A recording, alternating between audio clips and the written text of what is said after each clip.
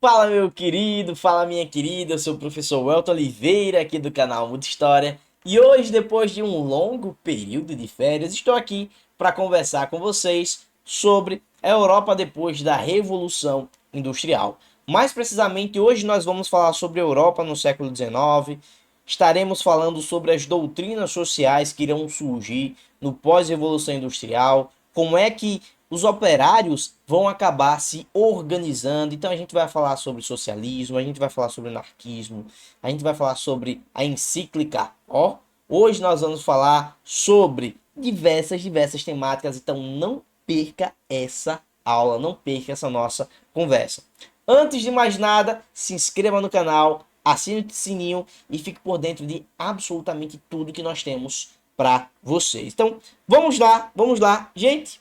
Ó, Multi História é o nosso canal no YouTube. Se você quiser dar uma moral pra gente, o que é que você faz? Você vai lá e segue no Instagram, arroba professor.multi_história. Professor Multi História lá no Instagram. Gente, então, sobre a Revolução Industrial.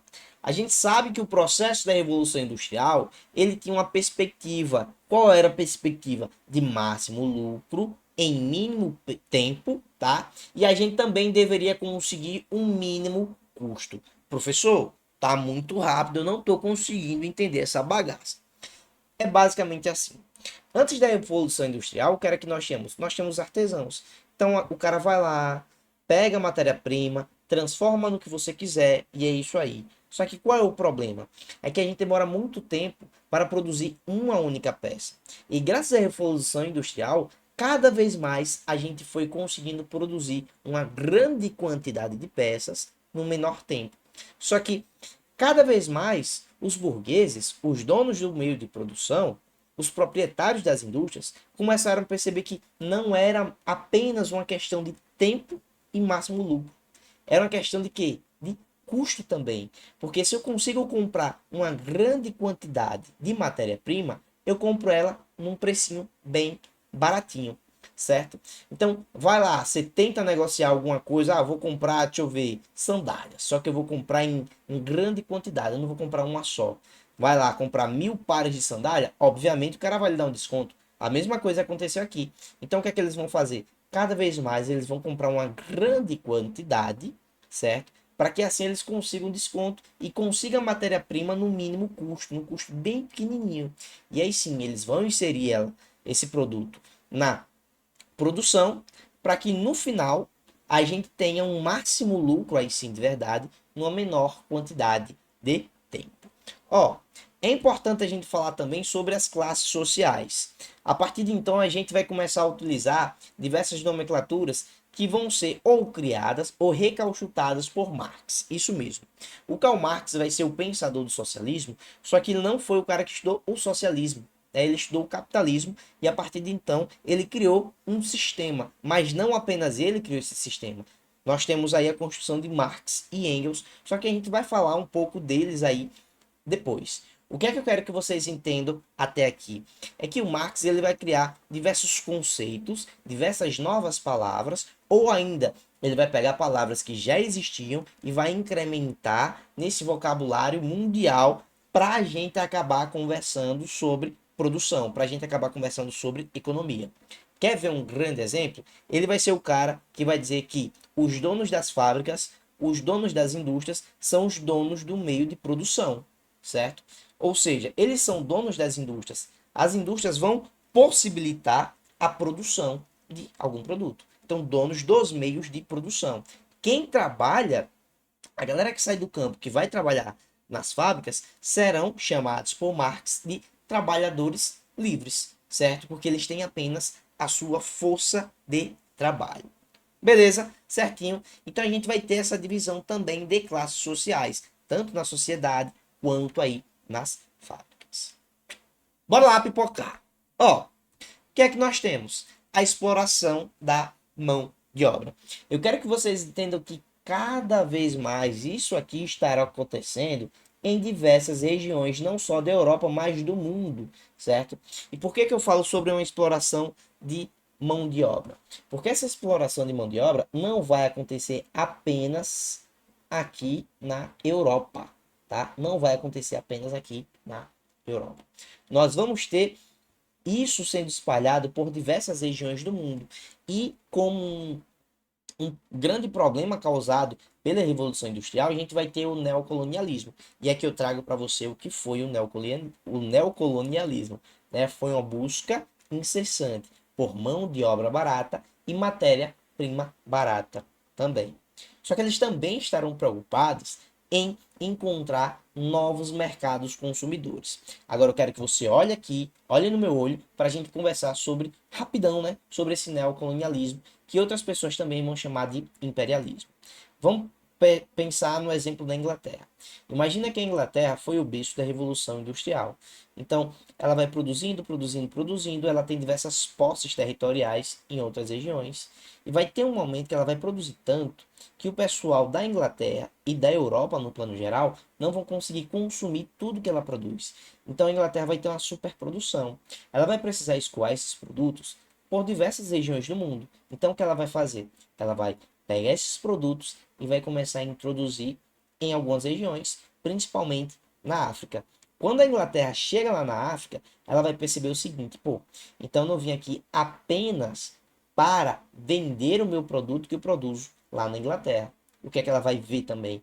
Ela vai ver que na África nós temos a possibilidade de encontrar matéria-prima barata, e já que a gente encontra matéria-prima, a gente consegue desenvolver minimamente, manufaturar minimamente esse produto. Então a gente vai acabar buscando mão de obra barata também.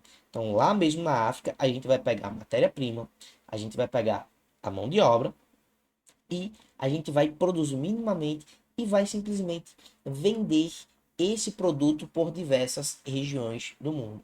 E aí eu sempre faço um paralelo.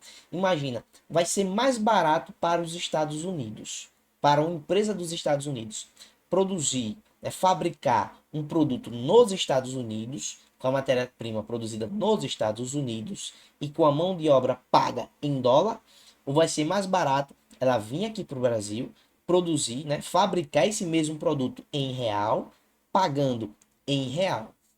Obviamente vai ser muito mais barato produzir em real, fabricar em real e pagar esses seus produtores, esses seus trabalhadores em real. Então é isso que as agora transnacionais fazem. Elas vão em diversas regiões do mundo, pegam a matéria-prima barata, vai lá, coloca a galera para trabalhar loucamente, paga um salário bem pequenininho, né? O necessário para que eles consigam sobreviver, e aí eles vão simplesmente retirar todos os lucros dessas regiões. Se vocês acharem interessante, a gente faz uma aula sobre o neocolonialismo. Aqui eu estou passando só por cima rapidão. Então, a Europa vai acabar voltando os seus olhos para o mundo, né? Mas não apenas para desenvolver, e sim para conseguir usufruir da mão de obra barata e da matéria-prima barata que eles vão encontrar em diversas regiões. Beleza? Ó, e aí sim a gente passa a entender a vida e trabalho. Gente, aqui eu trago para vocês essa exploração de mão de obra que vai estar ocorrendo na Europa, ela vai ocorrer também nesses países que vão sofrer com o neocolonialismo, com o imperialismo. Ah, aí vocês chegam e falam para mim o seguinte, professor, como era a vida na Europa pós-revolução industrial?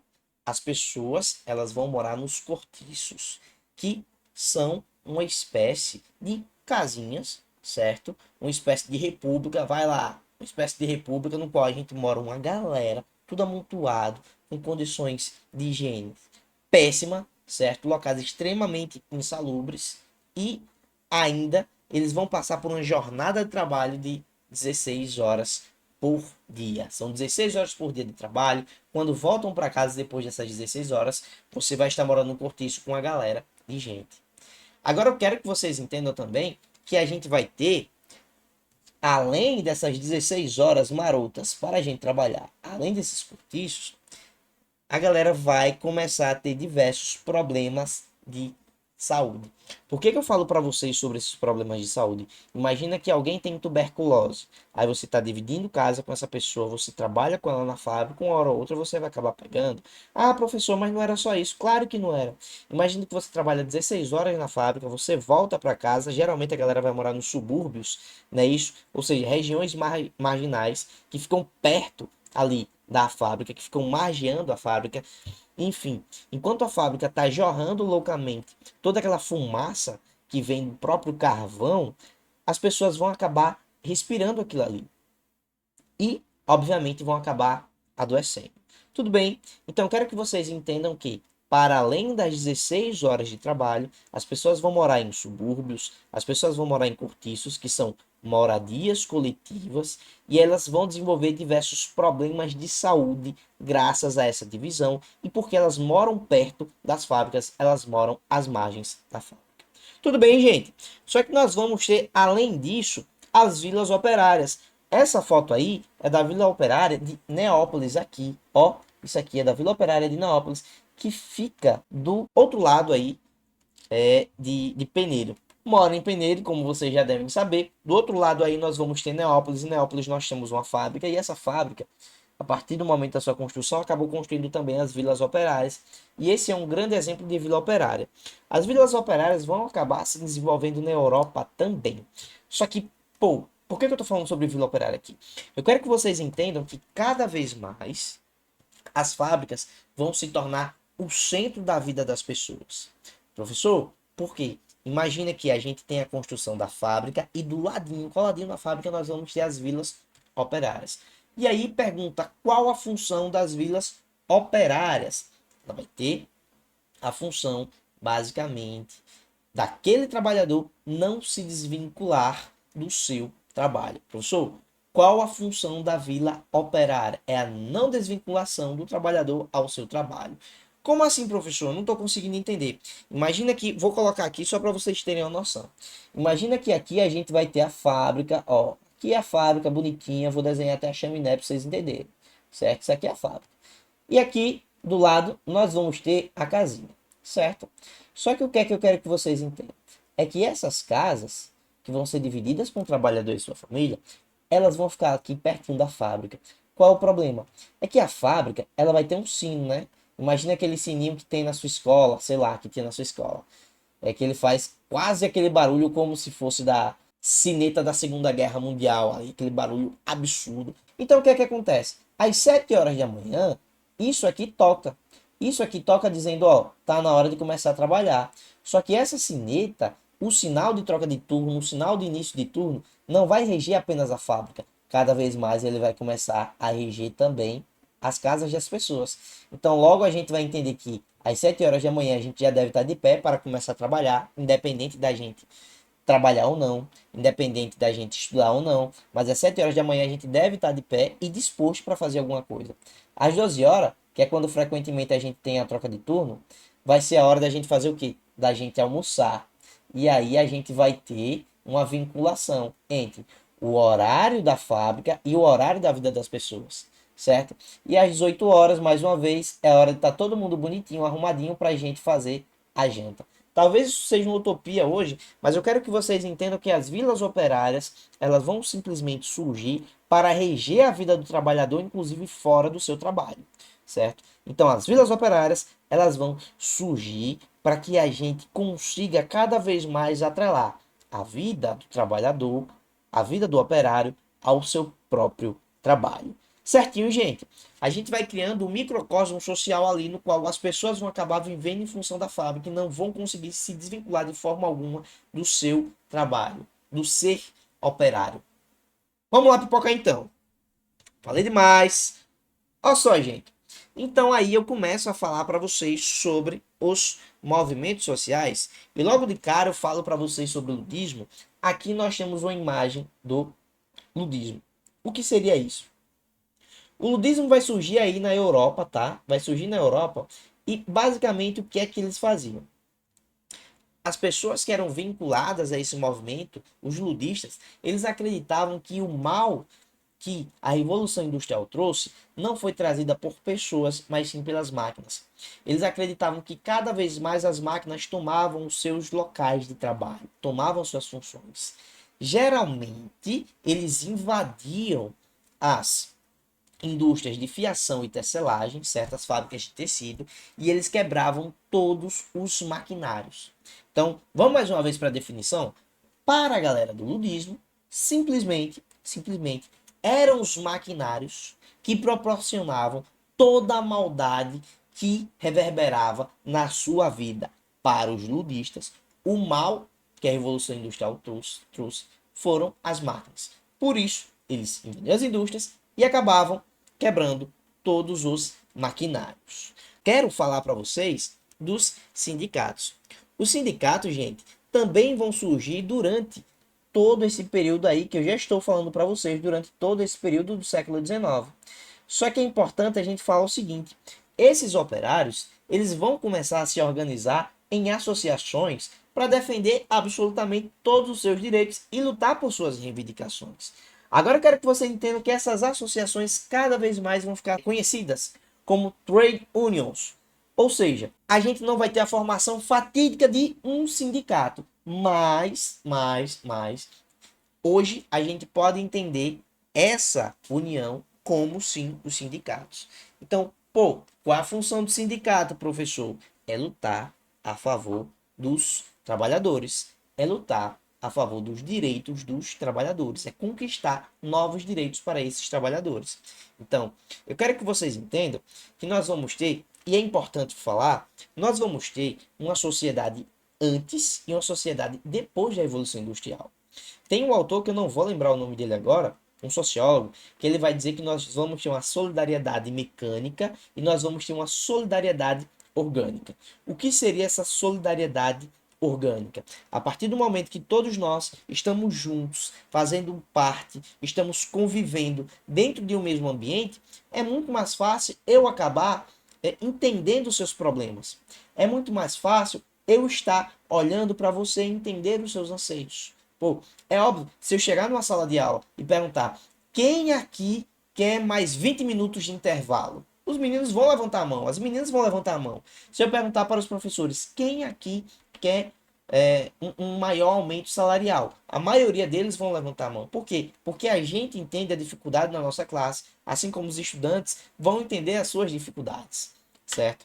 Ah, quem aqui quer mais gincana ao longo do ano? Algumas pessoas vão acabar levantando a mão.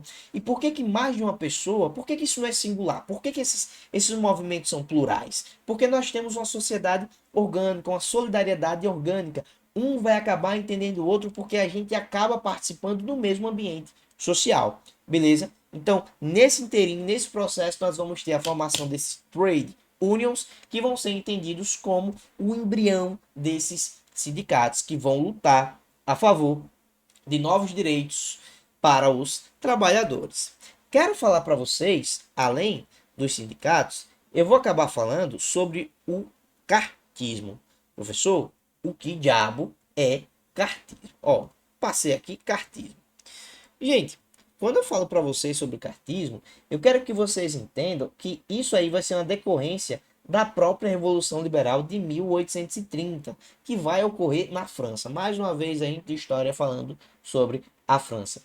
Esse cartismo, no plano geral, ele vai acabar incentivando os operários ingleses a reivindicarem aquele sufrágio universal masculino. E aí eu falo para vocês, o que seria o sufrágio universal masculino? Quando chegar para vocês e falar, ó, tal prefeito foi eleito em sufrágio universal. Quer dizer que todos e todas votaram nele. As pessoas que podiam votar, que tinham direito para votar, acabaram votando. Então foi aclamado pela sociedade. Agora, se eu falo um sufrágio universal masculino, eu falo que todos os homens com idade de votar tiveram a possibilidade de votar e votaram. Então, vamos pensar no sufrágio masculino hoje nas eleições? Todos os homens, e apenas os homens, votaram para que determinada pessoa fosse eleita.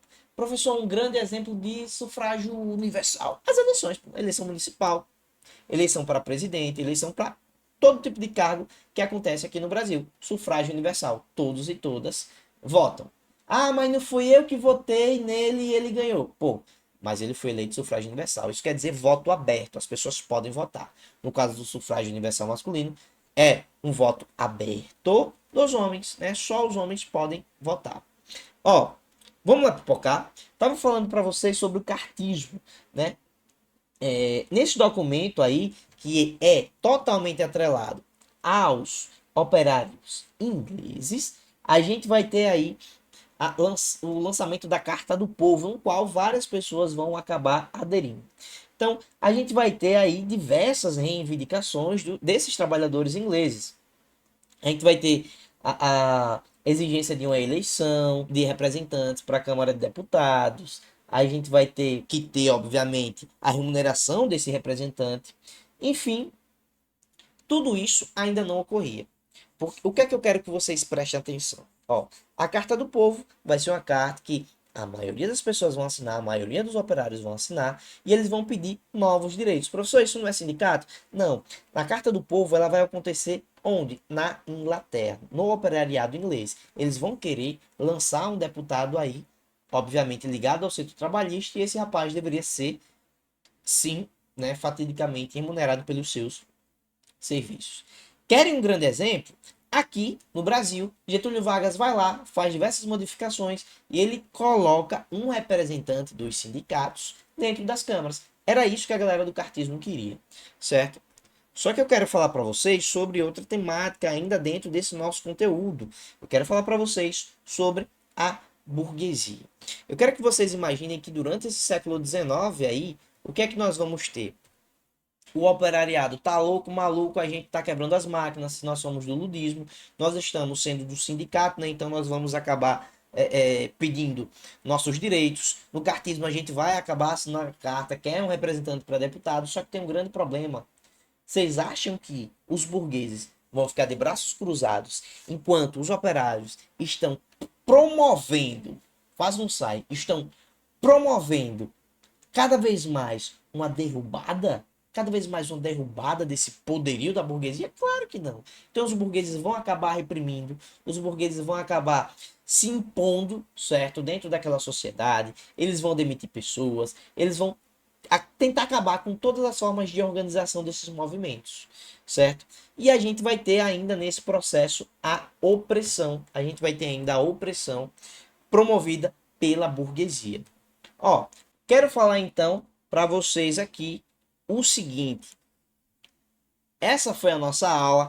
Então agora, né, a gente vai acabar conversando sobre outra temática numa próxima aula, numa próxima conversa. Nós vamos falar sobre os tipos de socialismo, socialismo científico, socialismo utópico. Isso fica para próxima aula. Beijão para vocês. Tchau, tchau. Até a próxima. Valeu!